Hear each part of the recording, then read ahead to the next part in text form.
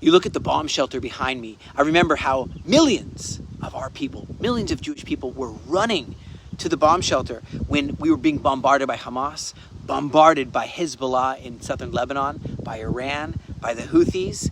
Still the Houthi terrorists in Yemen still fire at us. But you know, while there's a strong president and a good president in the United States of America, and along with our Prime Minister Netanyahu, there's a dynamic duo, and terrorists are thinking twice.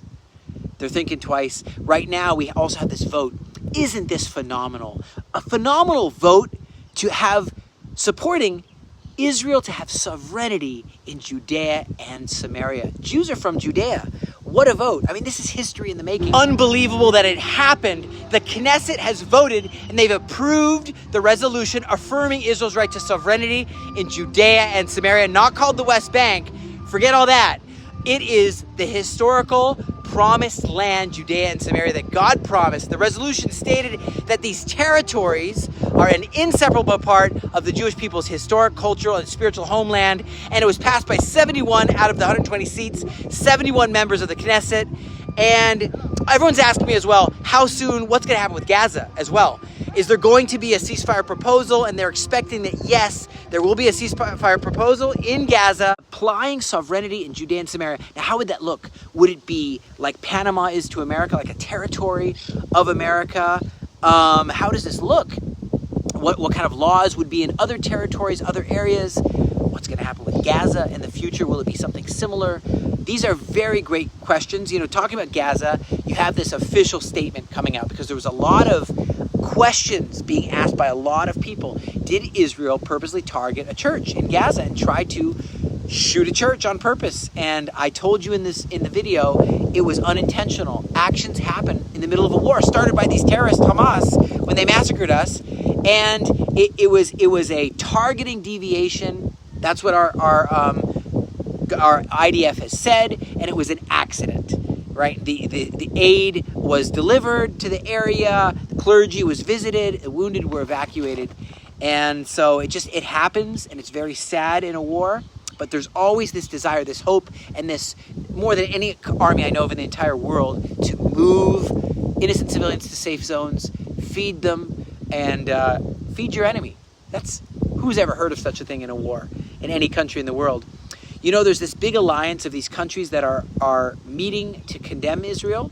I talked about that yesterday. There's another alliance of Iran, Russia, and China.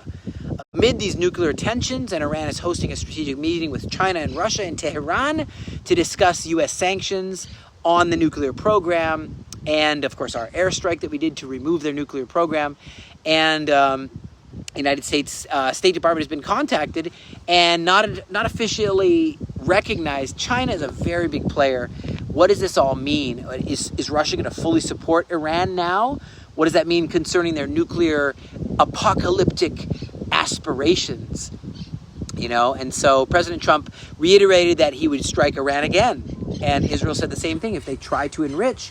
And Iran insists now that its uranium enrichment is non-negotiable and that they want to enrich to a nuclear bomb, and it's part of their national pride, scientific achievements. Ismail Bakai confirmed the coordination with Russia and China to make sure that the U.S. sanctions, won't stop them from their goal.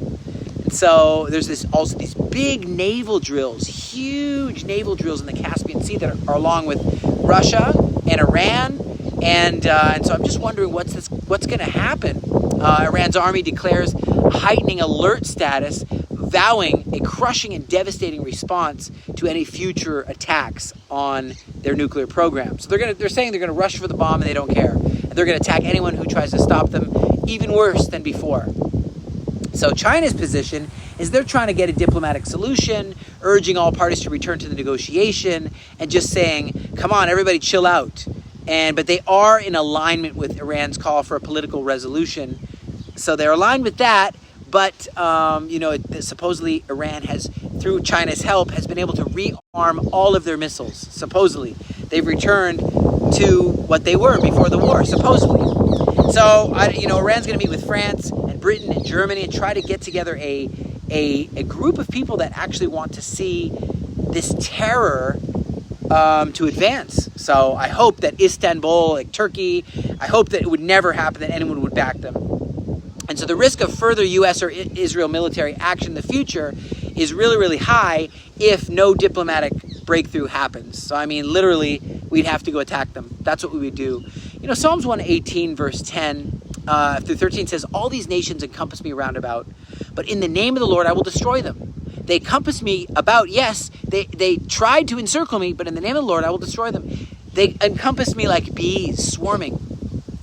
They are quenched as the fire of thorns. For in the name of the Lord I will destroy them. You have thrust sore at me that I might fall, but the Lord helped me. They thrust nuclear weapons at us. They tried to do ballistic missiles at us, but it's not going to work.